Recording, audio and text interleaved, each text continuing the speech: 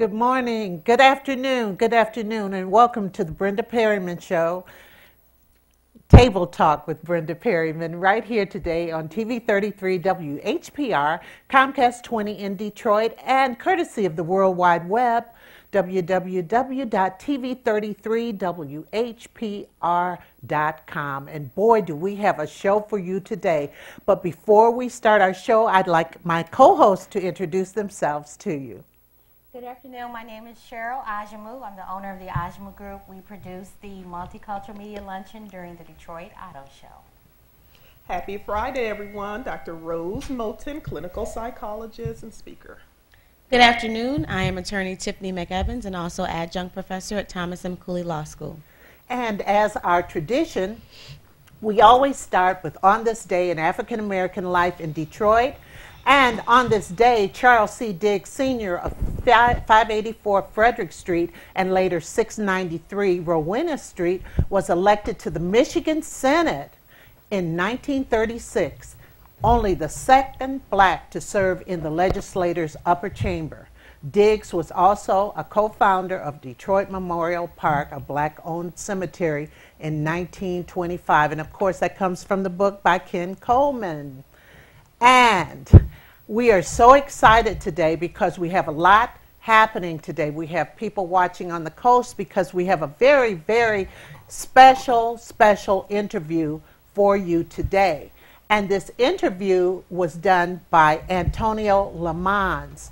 And Antonio Lamons is from Highland Park, Michigan. He lives in California right now, and he is called the Passion Czar. He has his master's in psychology, and we're going to talk to him. He's going to call in to us from Los Angeles. But first, we're going to see an interview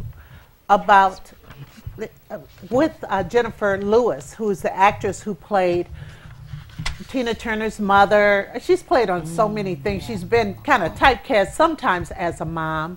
But she is such a gifted and talented actress, and he's going to talk to her about her passion. Because if you live your passion, you're bound to live a very, very happy life. It may be a little harder at first, but the fact that you're living for what you desire is very, very, very important. So as soon as we're ready, we're going to play the interview, and then we'll get to talk to Antonio Lamons from Los Angeles. Passions are. Passion is the fuel that drives innovation, creativity, and love. It's essential to our happiness. Sadly, only 20% of people are actually living their passion. Well, I'm passionate about putting an end to that. Welcome to Passion in Action.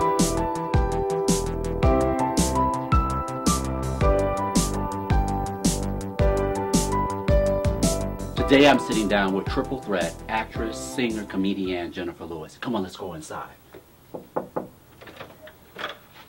Hey, Antonio. Hi, How sweetie. are you? How are you? Good, good. Come on in this house. All right. How you doing, Jennifer?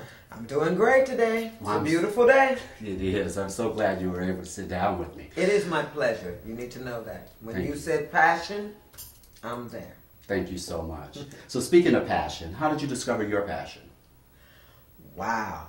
I was 5 years old. I think I knew it even before then, but I sang my first solo in church.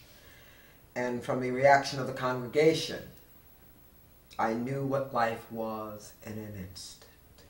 Sometimes when people know exactly what to do, they come up against obstacles or believe that not having the right contacts or not having the right money is a reason not to pursue their dream. Did you face any barriers? Look, I'm bipolar.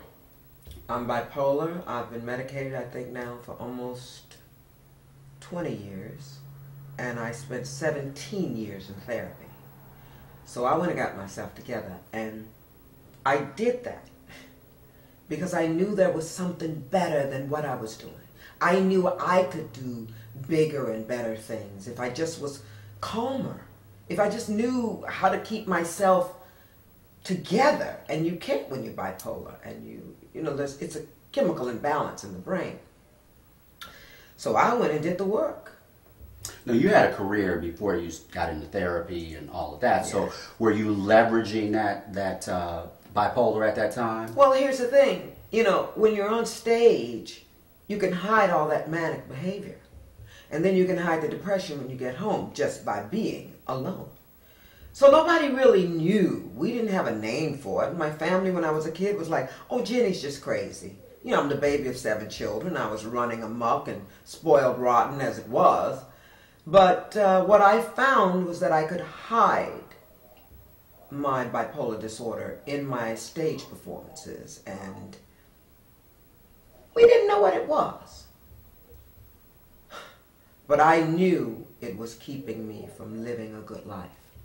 And that was all I had to know. Tell me this, if you weren't living your passion, what would life be like for you? I don't think I have words to even give imagination to that. I love life. I love being here. It is unimaginable that I would not have found my way. Sometimes I couldn't believe that I actually got up out of bed. And I say that to people today. Just get up. If you just get up from under the covers, it doesn't matter if you're bipolar, depressed, or diabetes, or, you know, AIDS, or high blood pressure. It doesn't matter what's going on that might cause you to want to give up. Don't. Wow. I almost didn't make this interview because I was feeling not so myself. But I was like, hey, get up. And then I looked in the mirror and said, oh, pretty thing. You got to do whatever you got to do to get you where you got to get to. And, you know, ain't no shame in my game. I tell everybody, you know, deal with what's right in front of you. It's now or it's not. Why live in the past? Why live in the future? Just stay here right now. You have to confront what it is. Look in the mirror and say, I'm not feeling my best. What's wrong? What's wrong? And then get a journal. Thank you, ladies and gentlemen. Get a journal and write. Not the computer. It's not the same thing. No. Let it come from that heart world into the fingers. Get it out. You got to scream, cry, and holler, and roll on the floor, then you do that. Look in the mirror. Love what you see. Or stand there until you do. Very well put. Thank you. To find out more about what Jennifer's doing and follow her projects, follow her on Twitter at Jennifer Lewis, that's with one N. And on Facebook, where is it, Jennifer? Jennifer Lewis for real. That means that's the real page. Thank you. My pleasure. Give you a song Nina Simone used to sing, and it used to help me get up out of bed when I was depressed. I wish I knew how it would feel to be free. I wish I could break all of these chains holding me. I wish I could say what I'm longing to say. Say it loud, say it clear, for the whole damn world, the whole damn world to hear, to hear. We need to listen to ourselves and hear.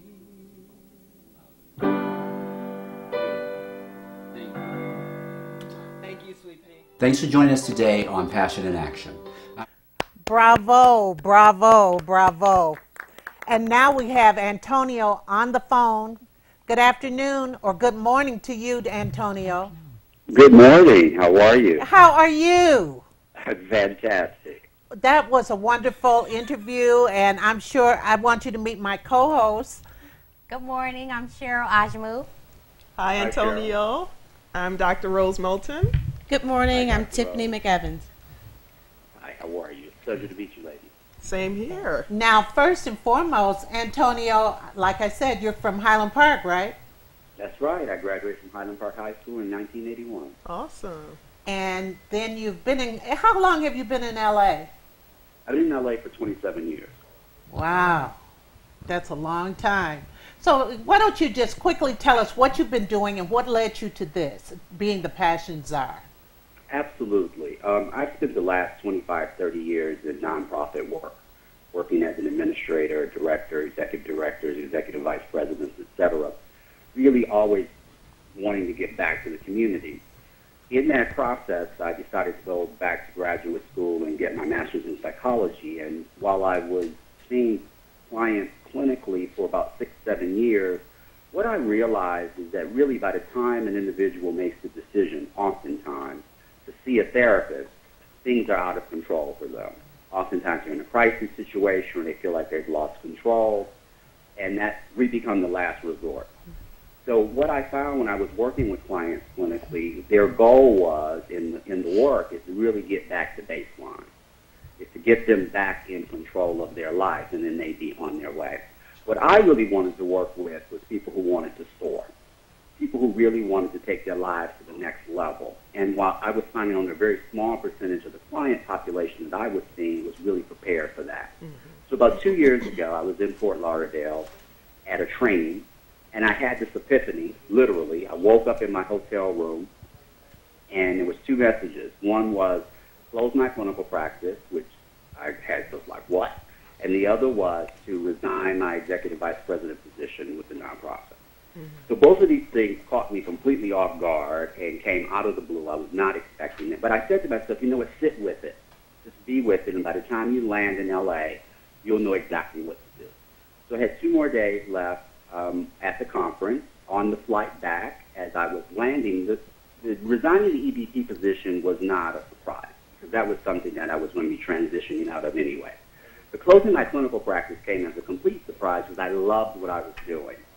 So I asked myself that question, if this is in line with your top 5 passions and what you love to do, why do you think you got the message to close the clinical practice? And the question that came back to me is, are you playing big enough in this area? And I said, no, not in that role. So when I landed, touchdown in L.A., I was clear I was closing my practice. That was in February. I transitioned all of my clients out by May and got to the business of basically what I did was I redirected my area of focus. So now rather than working with people clinically, I work with people and helping them find their passion and live it. And that's what I do every day now. And part of the Passion and Action videos came to me as a way to show people that no matter what's going on, and the different videos feature different kinds of barriers. The last one, the couple back, was a gentleman who was in his 40s, who actually had been a client I was working with, and he discovered he wanted to open a fitness training facility in Hollywood, and within a year of our work, he's now open and operating and thriving and having an amazing training practice in Hollywood. So I get so much joy from seeing that, and I get the opportunity to live my passion every day that I get to sit down and just slightly inspire someone else to do the same. Well, do these people find you, or you find them, or how does that work? A lot of my clients come via word of mouth. Mm-hmm. Of course, I'm still very much connected to the psychological community, and I have a relationship with many therapists, both LCSWs, MFTs, and psychologists. And what we do, which I think is unique, and we'll probably see more and more of this, is we have a complementary relationship. So I have a 2-session process that I do in my work where the client sees me twice, and what I help them do is get crystal clear on what are the top 5 things that matter most to them in their lives, so their top 5 passions, and then they go back to their clinician with that information. It's almost like a psychologist would send a client to, a therapist would send a client to a psychologist for other kinds of tests, or an MD would send a client to a lab for results. And then you use the outcome of my 2-session process to inform the clinical treatment plan that you're using to work with the client. So that's one way, is in that relationship where I work with the clinical community. Also through my speaking, I do a lot of keynote speaking. I just had a wonderful talk this last week, actually, up in Silicon Valley with a group of the developers. And that was a very important talk because all these people are in finance, and someone who's run nonprofit organizations for a very long time, it's very easy to get seduced by the money, by the contract. And you'll look up and you'll be doing work that is so not in line with your mission, you wouldn't believe it, because you were chasing the dollar. And when you put passion first and profit second, because I'm not about profit, let me be very clear. I'm about making money too. So this isn't about charity work. But when you're clear about what the purpose is of your work, and you stay in line with that, and the important thing is that you plug in your support system or your workforce who are all plugged into that same goal, maximizing their own passion in service to what the mission of that organization is. Now you got magic. Okay, I'd like to ask Rose. Dr. Rose is a psychologist, clinical Yes, psychologist. clinical psychologist. Do you have any questions for Antonio? No, I'm sitting here listening, and I can so relate to him.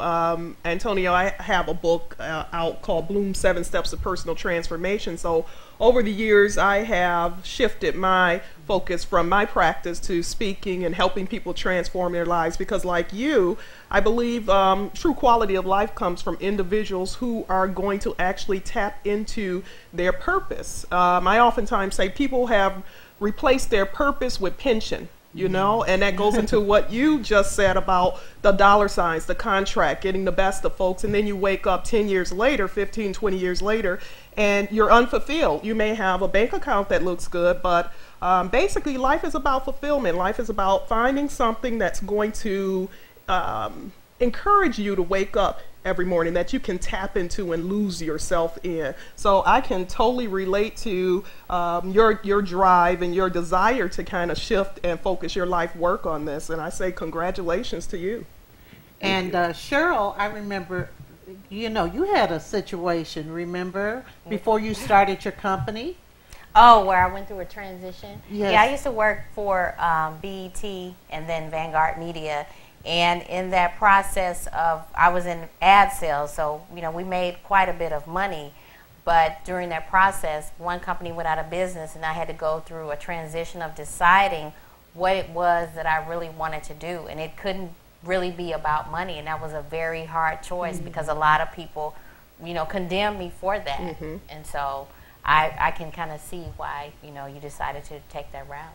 But don't you think, Antonio, that a lot of people are afraid to pursue their passion? Tiffany? Oh, absolutely. This one of the key things that I speak to all the time is, and the clinical psychologists in the panel will really relate to this, I'm sure, is I think of the model of family system. And basically, what we do is we create the support network to support who we are, not who we're trying to become. And actually, it is, the system will keep you where you are because everyone has a role to play. And the moment you go trying to change, and this is not malicious or there's no negative intent involved. Human nature. It's just the homeostasis gets disrupted. And so consequently, people may be in one breath saying, I'm happy for you, but all of their energetic actions, et cetera, will really be counterproductive to where you're trying to go. So what I'm also working on, which will be launching this fall, is the Global Passion Network, which is an online social network that will be a place for you to come, because I've been in this business a very long time, the transformation and self-help business for 25, 30 years now. And what I see consistently is individuals that invest thousands, some tens of thousands, and some even hundreds of thousands, going from one transformational program to the next, all over the world. But they see incremental movement in a real sense of fulfillment in their lives. And I kept begging the question to myself, why is that? Why is that? Because these people are doing phenomenal programs. So it isn't like the content is not good. It's not that they're not quality programs. It's because people return to their lives. They return to the system that's not designed for who they are trying to become. So the Global Passion Network will be a community where you can actually, we're saying, who are you? Tell us who you are. Who are you right now? Who are you trying to become? You don't care who you are. That's what the network will be all about. And not only that, somewhat non-judgmental. There will be people that support you in where you want to go. So, Antonio. Yes, ma'am. Kind of non-judgmental. Non-judgmental, of course. Right. It's like, who are you? Like, who are you? I'm not invested in who you are. I just want to support who you are. Well, I wanted to say one thing about another co-host of mine, and that's Tiffany on the end. She is a criminal lawyer. Well, she's a lawyer. She does criminal cases and all kinds of cases, but I've known her since she was a young girl. And she always has had this passion to be in charge and to be, no, I think you are living, don't you think you're living your passion, Tiffany? I do. And it was very difficult for me in the beginning because out of law school, the first thing you do is try to decide what firm you want to go to. And fortunately enough for me, I was able to work for the defender's office in law school where I had the opportunity to work with attorneys and be in court and do everything that they had done. And I met an older attorney and he said, why work harder for someone else than you would for yourself? And it was a very huge decision for me, but I honestly stepped out on faith and, you know, hung my own shingle, and God bless me, 7 years later, I'm still surviving. But it was definitely a huge decision for me because I wanted to work and help people that needed my help. I worked in corporate law, and the money was great. I did very well, but it wasn't fulfilling for me. I kind of got up every morning and was like, oh, my God, I have to go to work. But I didn't enjoy it at all. Antonio, we got, you know, we have to have you back because you're you're my LA correspondent now. You know that. Right. You're my LA correspondent, and we will be talking. And sometimes I'll have you on the morning show and all of that, and we will be talking about how we could get some things going and happening and living your passion. I think that's something that for a lot of people I know, they've always said, I hate going to work. I hate getting up doing this. I hate getting up doing that. And I taught school 39 years, and a lot of people said, why don't you try and be a counselor? Or why don't you try and be a principal? I only wanted to teach. That was what I wanted to do, and it was all with the other people about the money I could have made being a principal. And you remember me as a teacher. Right? Absolutely. And what I was going to say, for those of you who don't know who are watching, and I still call her Mrs. Perrymen. Mrs. Perrymen was my drama teacher in high school. And the teachers that stand out to me, and I think this was a quintessential example of exactly what I'm talking about. Mrs. Perrymen just spoke to the fact that she loves teaching. And you're one of a handful, I think there's 3 teachers that stand out in my entire high school career. And I think the difference between the teachers that stand out and those that make less than an impact because the teachers who are there because they're passionate about teaching. Yes. So thank you. Yes. I appreciated being one of your students, and it's such a joy to, I won't say how many years later, but but I will say that, no, Antonio just has this way of talking, and ladies, I didn't tell you this. One morning, Antonio called my house like 6:30 in the morning and says, Miss Perrymen, Stevie Wonder's coming to the school today. So I just wanted to tell you, you know, I mean, here's a student, you know, and he knew this information. And remember that day, Antonio? I do. That was, how did you know anyway? Well, you know, I kept my ear to the ground. That's right. Don't reveal your sources. That was just wonderful. So listen, I will talk to you very soon. And thank you so much for calling us. And I will talk to you momentarily. Absolutely. If you don't mind, before I go, I want to definitely tell people how they can find me. Yes. Go to www.antoniolamons.com. That's www.antoniolamons.com. And that's Lamons, Lemons. Spelled like lemons. Reads like lemons, but it's so much more. All right. I love it. And could they look up the Passion Czar too? Absolutely. Okay. Thank you so much. Thank you. you. This segment went longer, but thank you so much. Oh, my pleasure. Have a great afternoon, ladies. You too. Thank you. And wait, Antonio. Yes. What's the weather out Oh, don't tease us. Pardon me? there? What is your weather? Oh, do you really want to know? Not Okay, I'll tell you. It is, let's see here, in Southern California, sunny Los Angeles right now. We're looking at a mere 68 degrees. And it's 10 in the morning. So what do you think it's going to get to today? It'll probably get up to the 70s today. We're actually starting to finally get winter. It's been in the 80s. Oh, it's winter. It's 70. beautiful and sunny. It's Okay, all right, enough. Okay, it's time for you to Thanks. go. No. See ya. See ya. Thank you so much. Thanks, Antonio. Wow, that was really interesting. And that's something that I admire about the 3 of you, that you're all pursuing your passions. Rose said something to me a few weeks ago, and it's been on my mind forever. Yes, I said, you know, sometimes I almost called her about it because she says, I said, what is my hobby or something? And you said, your whole life is a hobby. What did you mean by that? Yeah, but that's the truth. And I think that goes for all of us because work is play and play is work. Yeah. For me, I think for Cheryl, I know for Tiffany as well, and that's a great feeling when you can live your passion because it's not work. I almost feel ashamed at times to say I'm on my way to work or, you know, or... I remember the days walking out of school and said, I can't believe I'm getting paid to do this. You know, it's almost like you felt you were stealing, you know, because, I mean, you enjoy it so much and you get so much life out of it, don't you? And you make such an impact, as Antonio was saying, in people who watch you because you stand out in his mind as a former teacher, like you said, and maybe just 2 others, because when people are connected to what they are meant to do, it's like it's like a religious, spiritual moment I to think it's watch the universe people. that kind of lines it up once you make that decision to do it. I think the universe lines up everything. And it's beautiful to watch. It's beautiful to watch people doing that. They stand out in their work. Wow. That's interesting because Tiffany walked into my drama class one day a few years ago. She had just won a court case. And what did you tell my students? I channeled into my drama class because it wasn't what I was saying to my jury, but how I said it.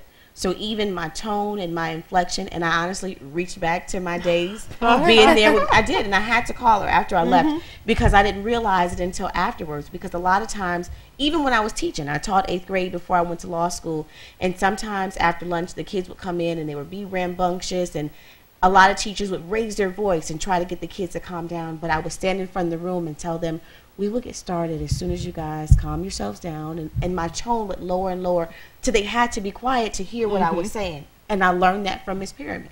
And I have channeled that into how I address and speak to my jurors. And it matters. It makes a huge difference. Wow. So that was an interesting segment. What did you think of Jennifer? We didn't even get a chance to talk about bipolar. Why don't you tell the audience what bipolar or disorder is? It's a mood disorder. Bipolar disorder falls under mood disorder. What that means is that a person has this infliction where they alternate between periods of depression and periods of mania. Mania meaning high energy. So the person can have weeks or months or even years of being depressed, you know, low motivation to do things, and then they can have periods that can go weeks and months or kind of hard for years, because that's usually when they kind of fizzle and burn out, of high manic, you know, high energy. And that can include things like overspending, being sexually promiscuous, just poor judgment, poor impulse control, stories of people deciding they're going to paint their house in the neighbor's house overnight, you know, not sleeping for days. So that alternates. You know, it's funny because a friend of mine just told me 2 days ago that his mother, she had gotten out of the hospital and everything, and all of a sudden she was on a buying binge that was crazy. She ordered like 15 of these jewelry boxes that had the mirror on front from Home Shopping or something, like 15 of those, a bunch of this, that, and the other thing. They had to get some medication. It was something that happened. Well, she had been released from a psychiatric hospital? No. But, you know, it's possible it could have been a period of mania, or it's possible some physical medications can cause manic behaviors in people. Steroids can do that at times, can have a person kind of having a high energy. You know, a lot of times people say, oh, you're just having mood swings.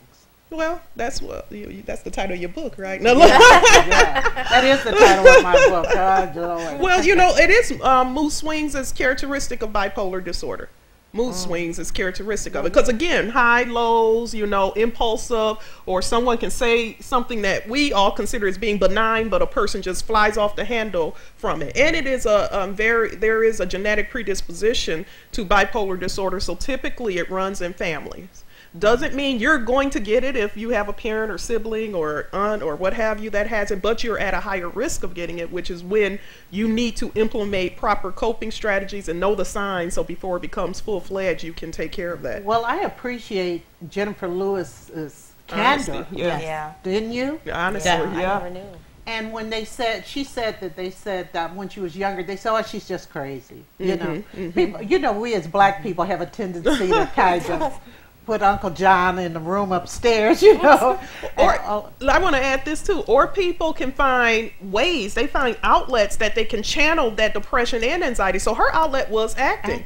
There are a lot of people who find it with singing. There are a lot of folks who are in the churches that are bipolar, but they can kind of use that church setting as a way to channel a lot of that energy. But don't worlds collide eventually? Yeah, you have to be treated. You need to be bipolar and schizophrenia are the two of many, but psychological disorders that honestly you need to be treated, and typically with medication to stabilize it, because it is a brain disorder. Well, But I'm sorry. a lot of times the people who are medicated, don't you find that they don't really like to take the medication? It's a whole lot of non-compliance. Because it makes them feel kind of lethargic. Or they try to self-medicate. Not just lethargic. You know what a big problem is? I don't feel as artistic.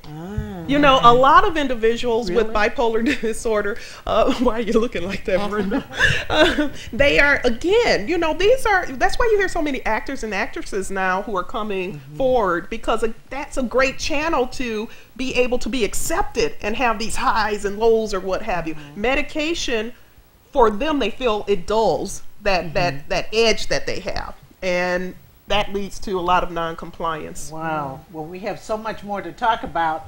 I'd like to thank Antonio once again. Absolutely. You know, that was just wonderful, wonderful. Good for him. I'm glad we've got this relationship going, and gives us a little more globalism. And Rose, this next topic you brought up. Yeah, the next topic is the heightened status that entertainment and sports receive. And last week I posted something online because I was just so over the top with hearing about Justin Bieber and hearing about the incident of the young man with Cass Tech locally. And it just led me to think, like, there's so much emphasis that we put on sports and entertainment, and I would love for once to see that type of emphasis put on kids who are innovators, who have these brilliant minds, these high IQs, who potentially can do things that can change the face of the world. And I talked about how nice it would be to have scouts at high schools looking for these brilliant minds and say, wouldn't that be fabulous? You know? That would be a great reality show. Wouldn't it? Yeah, yeah. It would. Because, you know, we had scouts, having been a high school teacher, we had scouts all the time from the universities coming in to talk to these athletes. But nobody to talk to the scholars. Yeah, no one. No one. And or even have that support system like some of these individuals that they feel are going to go off and, you know, make it big in sports has. I know for myself personally, when I was in high school, I had to take it upon myself going to the counselor's office looking for scholarships. I was able to get a full ride scholarship, but no one helped me.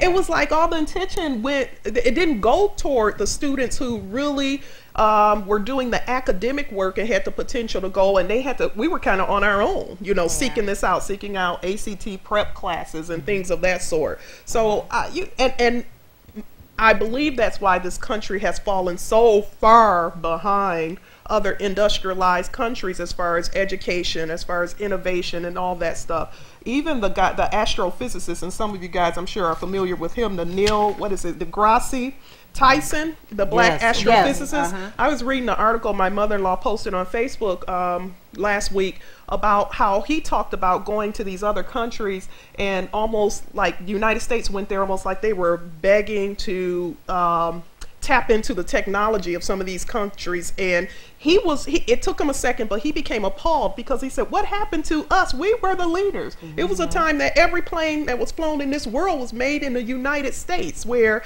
you know, all the technology came from us, but we're not valuing the academics like we need to. And the kids see this. So, you know, you ask a kid what they want to be.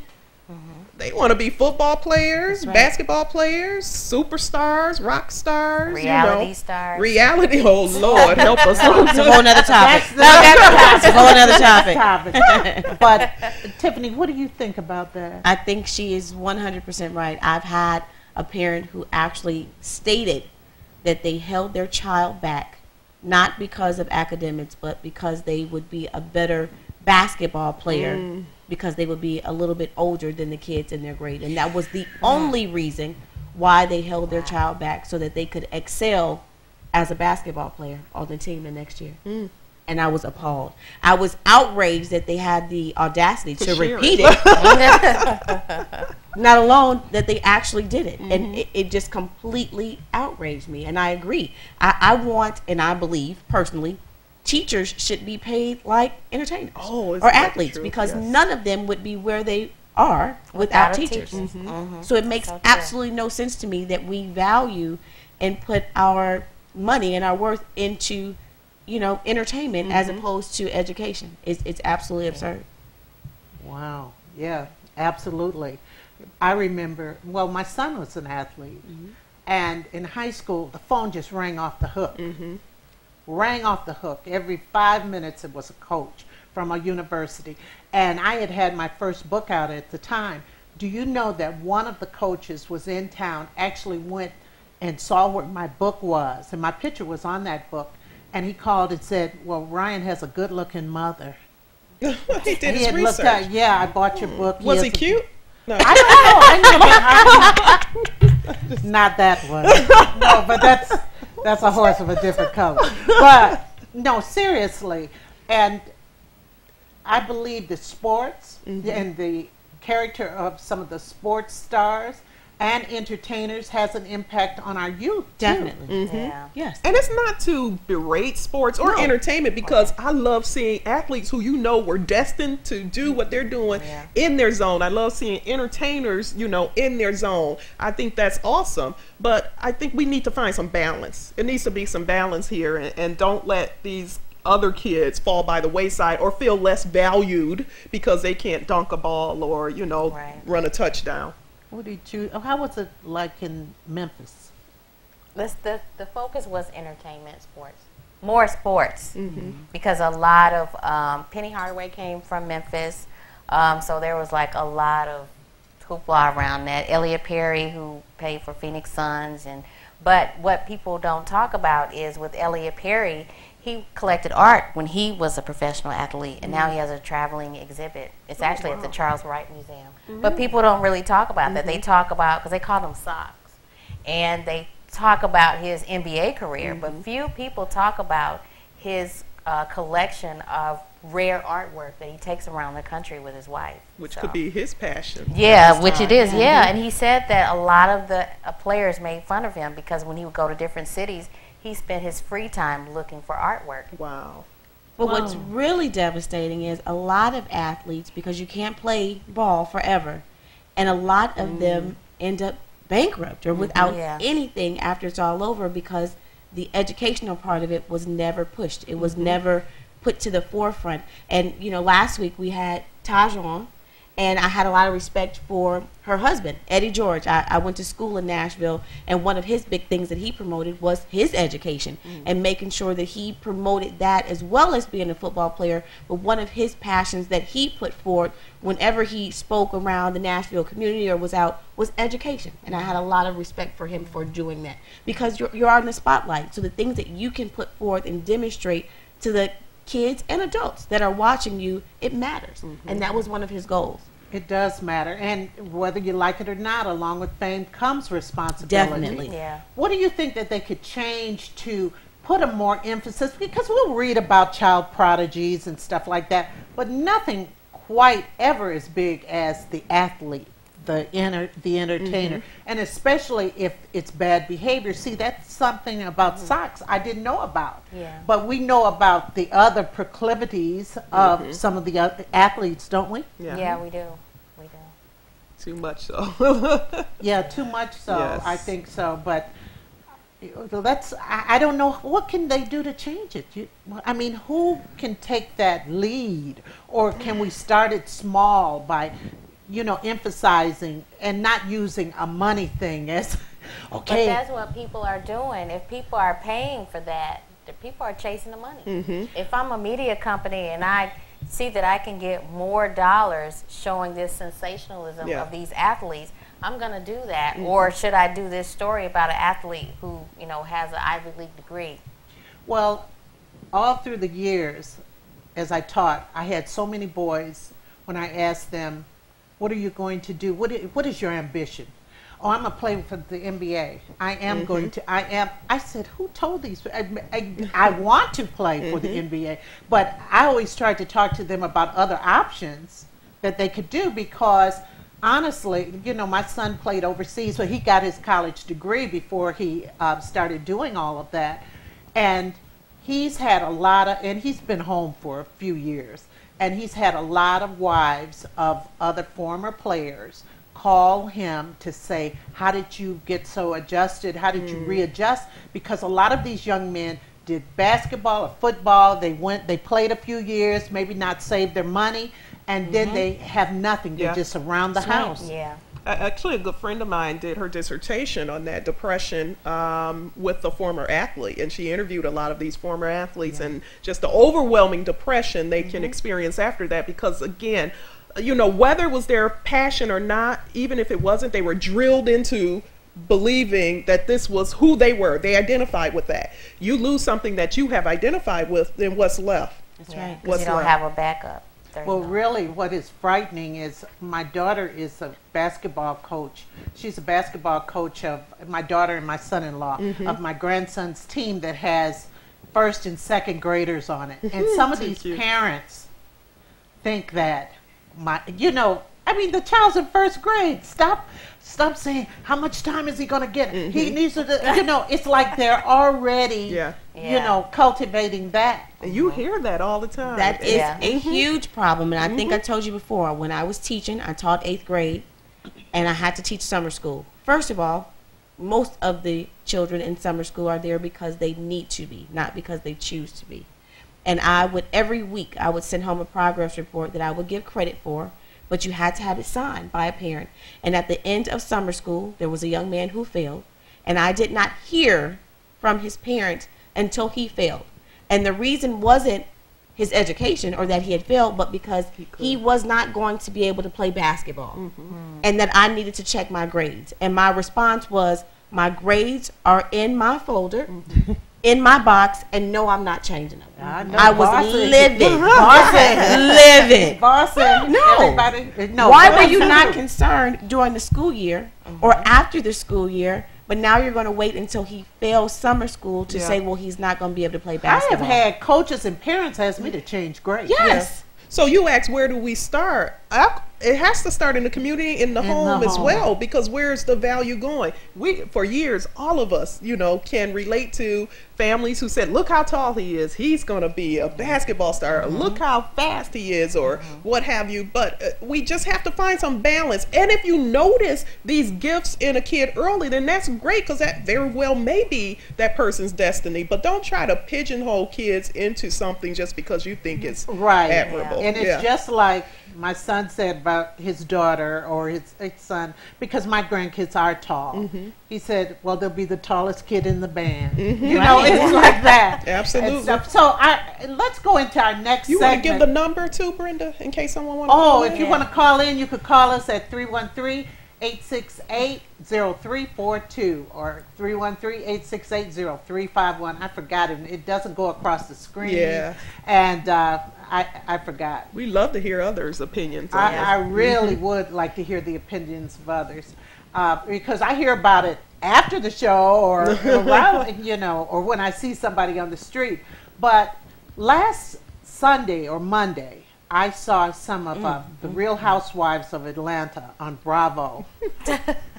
Bravo, I think, has reached, I think the civil rights leaders need to come out against Bravo, because you see things like fights, you see the worst of our race and some of the things that are happening. I know that people enjoy reality shows, and they're cheap for the networks to do. And they make a lot of money. They make a lot of money off that. And I have to say, it's not just our race. That's We're right. in there. Well, no, the other race, I guess I'm just so concerned with us. I just am so concerned because there are places that don't even have a black person in their town. And they see, this is what they see, you know. And I thought that last week they were fighting. There were, I mean, people prancing around with little negligees like peacocks. I didn't see and it. she wasn't little. It was Nene Leakes. And she wasn't little. So what do you, I mean, we all have different opinions. Yeah. It's about the rating. Yeah, it's about Yeah. like Cheryl said, it's about the money. it's the money. And if we don't like it, don't look at it. That's my whole thing. But we want to look at it. But That's it- the problem. and that's Yeah, why you they know. keep it going. I know. Because think about it, if we didn't look at it, they wouldn't have ratings. That's It'll be exactly off the it. air, and It then go would. for something. But So we looking at it in record numbers, breaking records. I was around some people one day, and I said, well, I can't stand that Nene Leakes.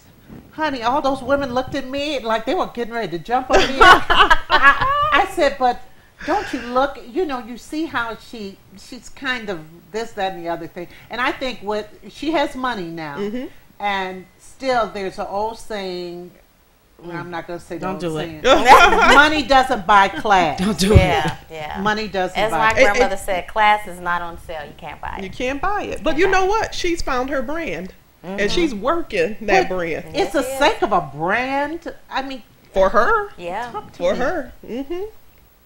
What about the value system? What about the fact that can't we get together without fighting? I mean, and here they had men. They had a pajama party talking about pillow talk, and they had the men in pajamas and the ladies in pajamas, or, you know, whatever, not pajamas, negligees or whatever. And they were supposed to be clearing the air, and then they. Argument starts. You know, they have people there to stir the pot. This fight starts to the point where the camera people had to come and help break it Yeah. up. And, oh, that's great for ratings, isn't Yeah. it? That's I great. mean, it's all about that money. And Yeah. think about it. Us talking about it is great for them as well. That's right. I mean, and that goes back to my whole theory about the law of attraction. There it is. Whatever we give attention to is going to expand. That's why I was so tired of hearing people talk about the Beyonce incident, the Justin Bieber incident, because that just expands more. The things we Yes, claim it we does. don't want to Yes, see, it does. we're giving energy to it. So we're just You're seeing making more it of grow. But Rose, the reason why I brought it up is I guess I've seen so much negativity because my daughter DVRs it every week. She DVRs that, and then here comes a show called Blood, Sweat, and Heels, and these are supposed to be these so-called educated women, blah blah blah, and they're drinking like fish and arguing, you know. Or the preacher one. I can't. Preachers of LA. Oh, Is that still on? I don't know. People love that. I know, but when you look at it, it's like, wow, is that what they're doing with the church money? With You the know, church because that's money. the first thing I thought. But people do like it. People like it. But again, it's drama. It's not a lot of fighting on air, but it's a lot of extravagance, I think. I think You there's so many different genres of reality TV on, and people can tune in and plug into whatever they most connect to. I'm a HGTV nut. My kids get tired of me watching renovations and all that stuff all day long. But I love it. You know, for me, and I'll admit, I watch The Real Housewives of Atlanta. I'm not going to be one of those people that, you know, there are people out there like, I never watch that stuff. Oh yeah, you do. You know too much is going on. Well, All the names I found and all that everything. out on the social network. Okay, well, but I do, because to me, you know, even as a psychologist looking at that, it's just like wanting to get into the brains of these people and like, you guys are something else. But guess what? A lot of what they're doing is acting. We want to think this Right. is not reality it's for not. them. They are acting. You know, they set up situations for them and everything. I think they knew with this so-called pillow talk that all this stuff would break out. Now, Tiffany, you like Duck Dynasty. I love Duck Dynasty.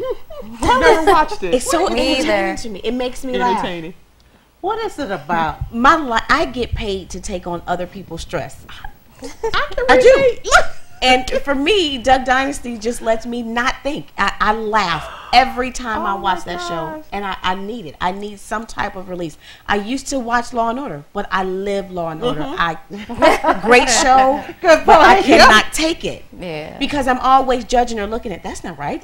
That's not appropriate. Oh, that wouldn't really happen, and it keeps my day going all night long. It adds some balance. Oh my goodness. Duck Dynasty, Cy, you are the best ever. I want you to be my uncle. He makes me laugh. He is hilarious to me. Which one was the one who got all the heat? I think it was the dad. It was the dad for a comment that he made. But, you know, we all make comments. So the difference is he's on TV, but we all, even sitting here, we've made comments. So That rub people wrong. exactly. Me included. I tell my clients the difference between me and you got caught. I didn't get caught, and I realized before I did that I needed to change whatever it was that I was doing.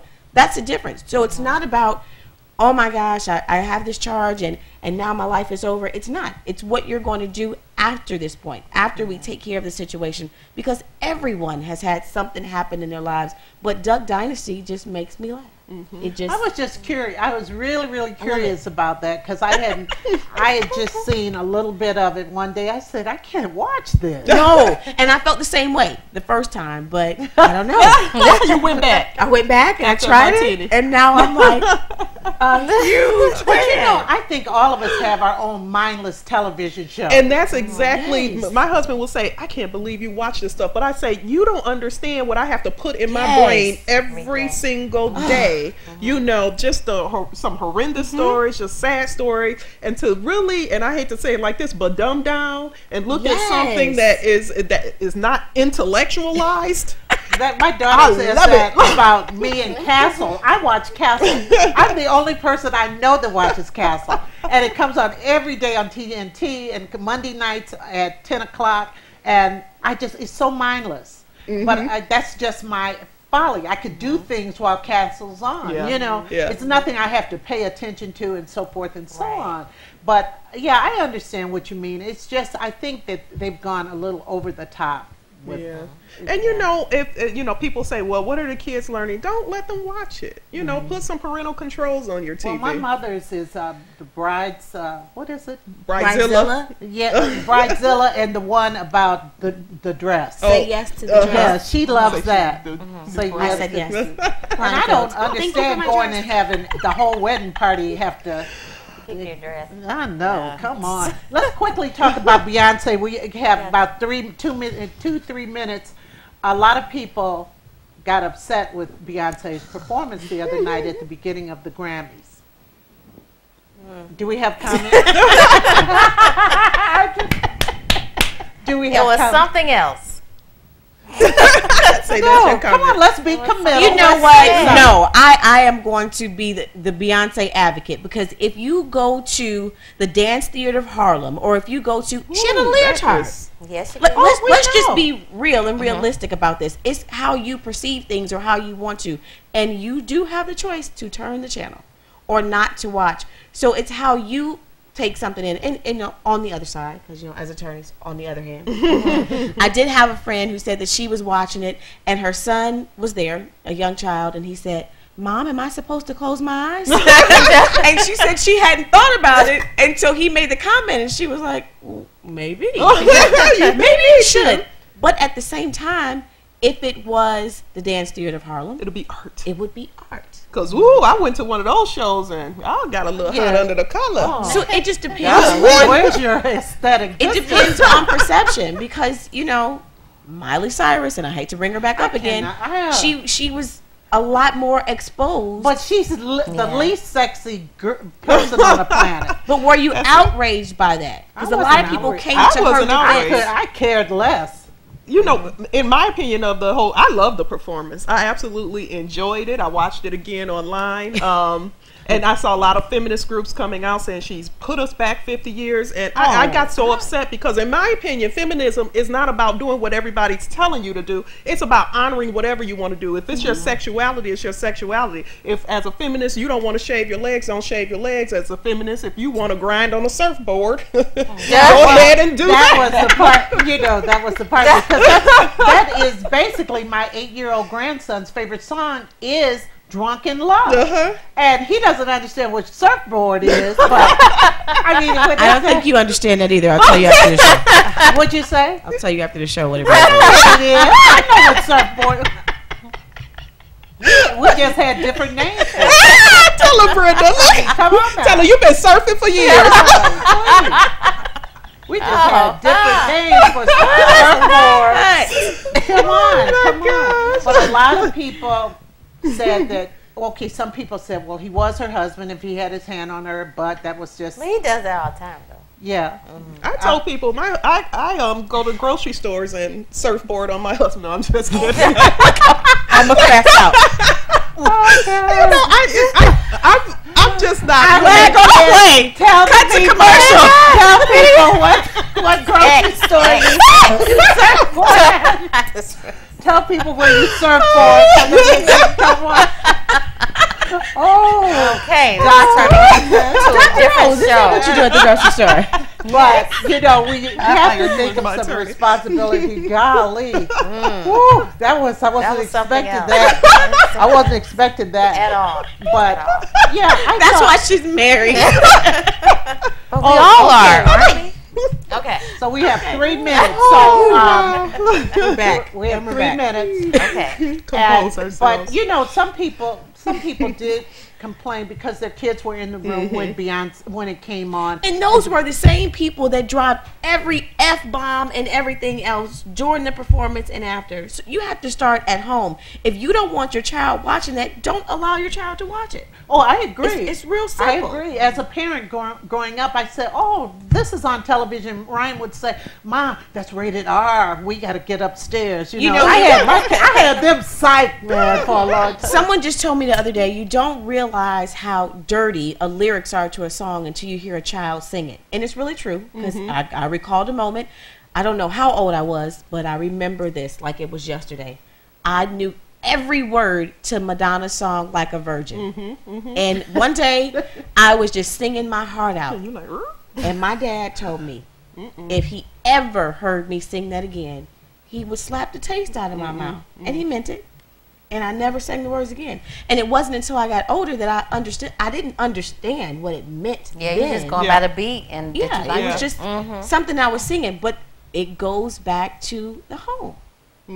But you know, and this again, our culture, we're big on that and all these restrictions, and then we have all these issues with our teenagers and stuff. When I spent as an exchange student a summer over in Spain, in Europe, on television there's nudity. You know, on television there's all types of sexual content that the kids see on a regular basis, and it's like part of their culture. It doesn't become taboo. And I think we exploit things over here. We make it bad. The media makes We make it bad. The media does. A lot of times the media does. I have to tell you this. So my dad was on the porch. It's the summertime. He's working outside, and my niece was younger than my brother's daughter, and she said, "Papa, I see your nipples." So my dad's like, "Oh my gosh, a nipple," she said. And my brother's response was, "Dad, if you talked to me more about nipples when I was younger, maybe I wouldn't be so excited now to see them." I love it. And we can end on that note. We can end on that note. Ladies, thank you. Poor Cheryl. Great Cheryl said, "Oh Lord." Oh Lord. Heal Cheryl. We will see you all. I'll have the gentleman next week. This is a great show. And thank you. This was a great show, ladies. Thanks to Antonio Lamont and Jennifer Lewis again. This has been a great show. Thank you to TV33. Join us every Friday at 1 p.m. for Table Talk. Bye. Have a great weekend.